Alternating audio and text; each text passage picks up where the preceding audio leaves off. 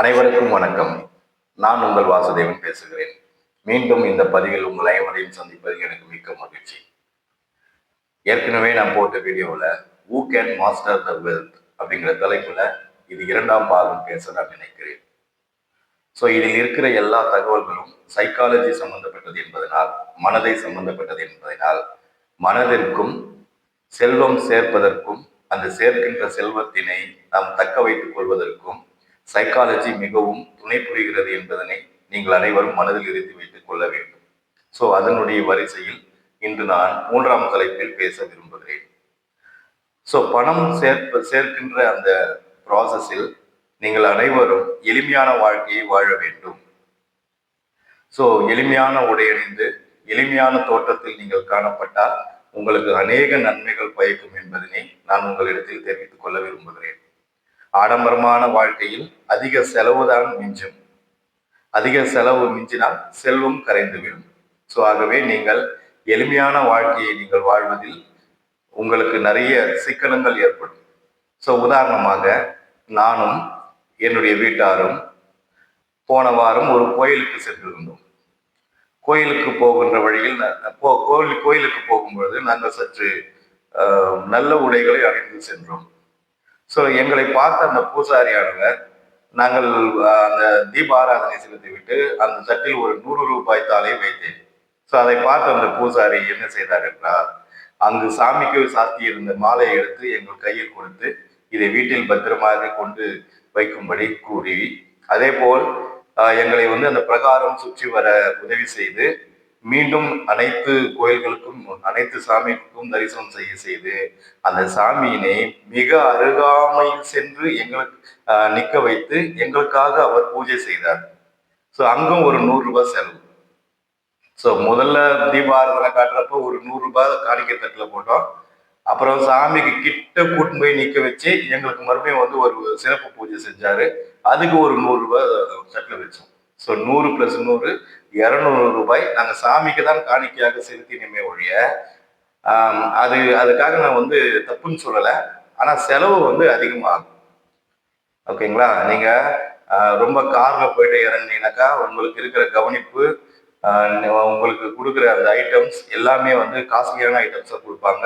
10 ரூபாய் கூட தான் வச்சு உங்களுக்கு விலைய சொல்லுவாங்க.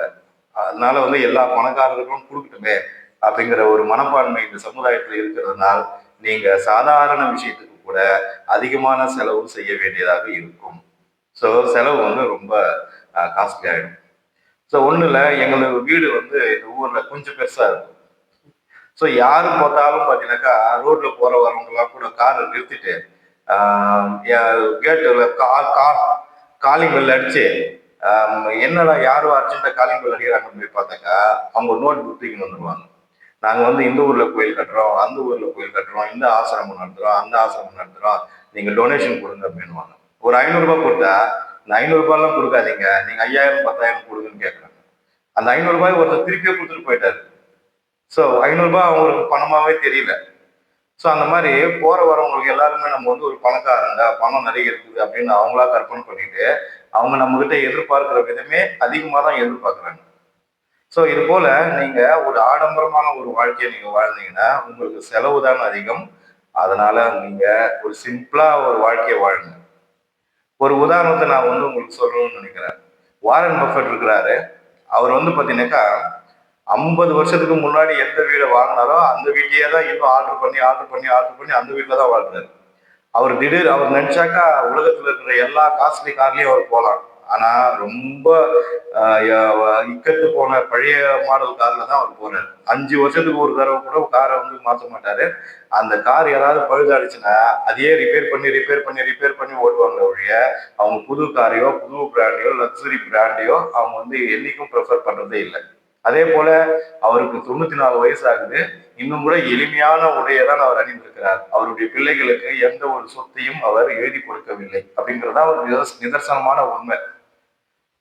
அதே போல பாத்தீங்கன்னாக்கா ரத்தன் டாடா பாத்தீங்கன்னாக்கா ஒரு சிங்கிள் பெட்ரூம் பிளாட்ல தான் கடைசி வரைக்கும் அவர் வாழ்ந்துட்டு போனார். கம்பெனிக்கு போனா கூட எம்ப்ளாயிஸ் சாப்பிடுற கேன்டீன்ல தான் அவர் சாப்பாடு சாப்பிட்டுருக்கிறார் அப்படிங்கிற தகவல்கள் நம்ம படிக்கும் பொழுது நமக்கே ரொம்ப வியப்பா இருக்கு. அவ்வளவு பெரிய பணக்காரு, லட்சங்களில் கோடிகளை சொத்துக்களாக வைத்திருக்கிற அந்த ரத்தன் டாட்டா சாதாரணமா இருக்கிற அந்த நேனோ கார்ல தான் போறாரு. இது எவ்வளவு பெரிய ஒரு விஷயத்த பாருங்க. அதே போல அந்த ரத்தன் டாட்டா பார்த்தீங்கன்னாக்கா அவருடைய அந்த வீட்டுல நாய்களுக்குன்னே சாப்பாடு போறதுக்குள்ளே ஒரு 24 மணி நேரம் எந்த நாய் வந்தாலும் சாப்பாடு போறதுக்கு ரெடி பண்ணி வச்சிருக்கிறாரு.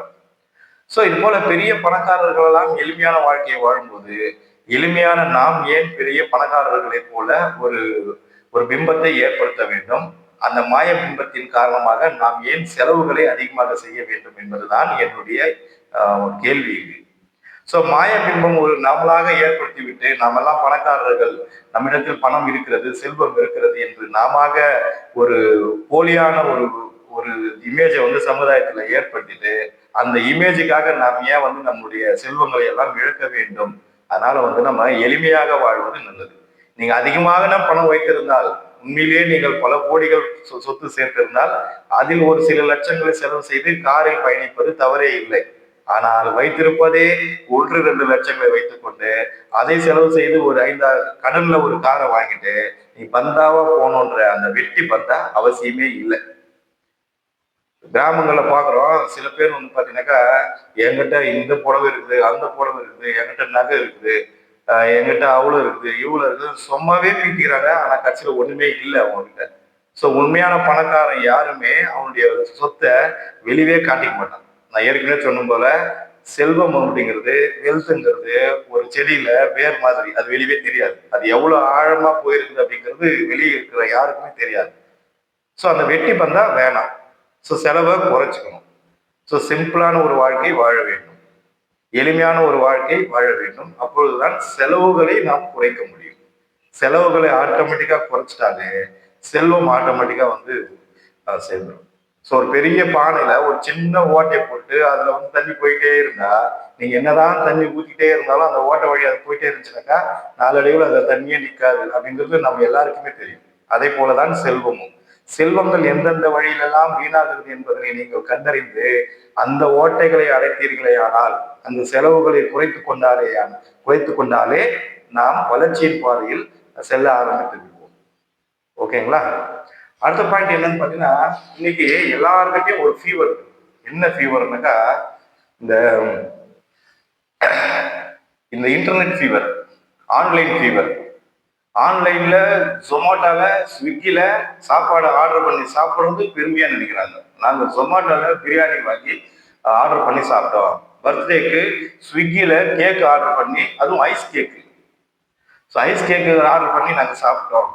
தன்னுடைய பிள்ளைகளுக்கும் வந்து பாத்தீங்கன்னாக்கா உடலுக்கு ஒவ்வாத அந்த பொருட்களை வாங்கி கொடுக்கறதுல சில பேர் வந்து அது ஒரு பிரிஸ்டீஜாவே நினைக்கிறாங்க. ஸோ இந்த செலவு ஜுரத்தை தயவு செஞ்சு நீங்க எல்லாருமே தவிர்க்கணும் அப்படிங்கிறது நல்லது. எது உண்மை, எது நல்லது, எது நமக்கு வேண்டும், எந்த பொருள் நமக்கு உண்மையாக தேவைப்படுகிறது என்பதனை நம்ம பார்த்து அதை மட்டுமே வாங்கிக்கிட்டா போதும். தேவையில்லாத பொருட்களை வாங்கி வீட்டுல குப்பையா கொட்டி வச்சு வாழ்றதுக்கு இடம் இல்லாம, நடக்கிறதுக்கு இடம் இல்லாம நம்ம வந்து எல்லா திங்ஸையும் வாங்கி வச்சுக்கணும். பக்கத்து வீட்டுக்காரன் ஃப்ரிட்ஜ் வாங்கினா நம்மளும் ஃப்ரிட்ஜ் வாங்கணும். பக்கத்து வீட்டுக்காரன் வாஷிங் மிஷின் வாங்கினா நம்மளும் வாஷிங் மிஷின் வாங்கணும். பக்கத்து வீட்டுக்காரன் 8 கிலோ வாஷிங் மிஷின் வாங்கினா அதே 8 கிலோ வாஷிங் மிஷின், அதே IFB வாஷிங் மிஷின்.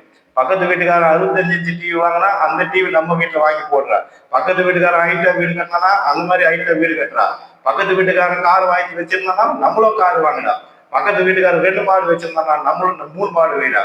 இந்த மாதிரி பக்கத்து வீட்டுக்காரங்க அடுத்தவங்க பார்த்து போட்டு அந்த மமதையில நம்முடைய எல்லா செல்வங்களும் கண்ணுக்கே தெரியாம ட்ரெயின் ஆயிட்டு இருக்கு. அதை நீங்க முதல்ல தவிர்க்கணும். அதே போல இந்த இ காமர்ஸ்ல ஒரு பெரிய மமது. அவனா செல்ல ஓபன் பண்ண வேண்டியது, அதுல அந்த ஆஃபரு இந்த ஆஃபரு அது எல்லாத்தையும் மயங்கி பொத்துன்னு என்ன பண்றதுனாக்கா வாங்கி விதவிதமா வாங்கி மாட்டிக்கிது. ஸோ இந்த பொருள் ஆர்டர் போடு, அந்த பொருள் ஆர்டர் போடு. அந்த பிளிப்கார்ட்லயும், அமேசான்லயும், இந்த மீஷோலயும் அந்த வாங்குற மோகம் இருக்கு அந்த லேடிஸுங்களுக்கு. அப்பா அவங்களுக்கு தெரியவே தெரியாது. அதனால எவ்வளவு செல்வம் அது கரைஞ்சு போயிடுது அப்படின்னு. அந்த தேவையில்லாத செலவுகள் எல்லாம் நீங்க கூட்டி ஒரு வருஷத்துக்கு கணக்கு போட்டீங்கன்னா அதுவே ஒரு 10,000 20,000 ஆகும். அந்த 10,000 20,000 நீங்க ஏதாவது ஒரு சேமிப்புல போட்டு வச்சிருந்தீங்கன்னா அது உங்களுக்கு வட்டிக்கு வட்டி கிடைக்கும். ஆனா நம்ம கண்ணுக்கே தெரியாம 100 ரூபாய் தானே, 200 ரூபாய் தானே, 500 ரூபாய் தானே, இவ்வளவு தானே, அவ்வளவு தானே, நம்ம கண்ணுக்கு தெரியாம நம்ம என்ன பண்றோம்னாக்கா செலவு பண்ண பண்ண பண்ண பண்ண பண்ண பண்ண அது எப்படி வந்து நம்ம கண்ணுக்கே தெரியாம மொத்த பணமும் வந்து ட்ரெயின் போயிடும். ஸோ அந்த மாதிரி ஆன்லைன் விளம்பரங்களை பார்த்து, ஆன்லைன் ஆஃபர்களை பார்த்து நம்மளை டெம்ப் பண்றதுக்கு தான் அவங்க கடையை திறந்து வச்சிருக்கிறாங்க. அது நமக்கு தெரியல. நைட்ல பார்க்க வேண்டியது, ஆர்டர் போட வேண்டியது, அடுத்த 2 நாள்ல வீட்டில் வந்து வாங்கிக்க வேண்டியது. இன்னும் என்ன ஒரு பெரிய ப்ராப்ளம் பார்த்தீங்கன்னா, ஜஸ்ட் இன் 10 மினிட்ஸ் வீட்டில் அடுப்பை பற்ற வச்சு பால் கொச்சினே இருந்தாக்கா டீ தூள் ஆர்டர் போட்டால் வீட்டுக்கு வந்துடும், காஃபி தூள் ஆர்டர் போட்டால் வீட்டுக்கு வந்துடும், சக்கரை ஆர்டர் போட்டால் வீட்டுக்கு வந்துடும். அந்த மாதிரிலாம் நம்மளை வந்து ரொம்ப சோம்பேறி ஆக்கி, ரொம்ப ரொம்ப சோம்பேறி ஆக்கி அந்த சோம்பேறித்தனத்தை வந்து சில கம்பெனிகள் வந்து வருமானமா சம்பாதிச்சுட்டு இருக்கிறாங்க. அது மிகப்பெரிய தவறு. ஸோ அந்த மாதிரி ஒரு பொய் விளம்பரங்களை பார்த்து, ஒரு ஒரு கண் கவர்ச்சியான விளம்பரங்களை பார்த்து நம்ம அது ஒரு பெரிய வந்து அறிவாளித்தனம்னு பார்த்து அதன் பின்னாடி நம்ம ஓடி நம்மளுடைய செல்வத்தை எல்லாம் இழந்து விடக்கூடாது என்பதுதான் என்னுடைய ஆணித்தனமான கருத்து. ஸோ அதே போல இன்னொரு விஷயம் என்னன்னு பாத்தீங்கன்னா, பிள்ளைகளுடைய படிப்பும் கூட ஒரு பிரிஸ்டேஜா இன்னைக்கு மாறிடுச்சு. பெற்றோர்கள் என்ன நினைக்கிறாங்கன்னா, பெரிய பெரிய பள்ளிக்கூடங்களை படிக்க வச்சு லட்சங்களில் ஃபீஸ்களை கட்டினாதான் வந்து சமுதாயத்துல மதிப்பு. சின்ன பள்ளிக்கூடங்களில் தன்னுடைய பிள்ளைகளை படிக்க வைத்து அதில் நல்ல அறிவை கொடுக்கறது வந்து முட்டாள்தனம் அப்படின்னு ஒரு ஜனங்க மத்தியில ஒரு மிஸ்கான்செப்ஷன் இருக்கு.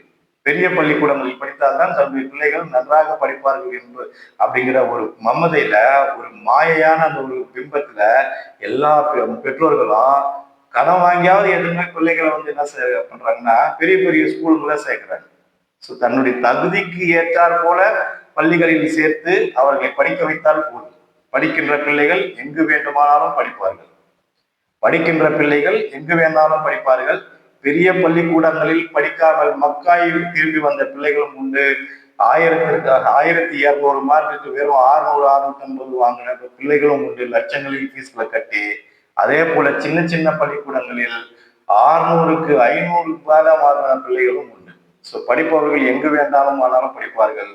பெரிய பள்ளிக்கூடங்களில் தான் படிக்க வேண்டும் என்பது இல்லை. ஸோ அந்த மாயைக்கு பின்னாடி ஓடி உங்களுடைய செல்வங்களை இழந்து விடாதீர்கள். நான் எத்தனையோ பெற்றோரை பார்த்திருக்கிறேன். 12ஆம் வகுப்பு வரை பெரிய பெரிய பள்ளிக்கூடங்களில் படிக்க வைத்துவிட்டு 12 ஆண்டுகளுக்கும் சராசரியாக தலா 1 லட்சம் ஃபீஸை கட்டி 15 லட்சம் ஒருத்தர் படிச்சு முடிச்சுட்டு +2 படிச்சு முடிச்சுட்டு வெளியே வரும்போது 15 லட்சம் ரூபாய் செலவு பண்ணியிருக்கிறாங்க ஒரு ஸ்டூடெண்ட்டுக்கு, வெறும் ஃபீஸ் மாத்திரம்.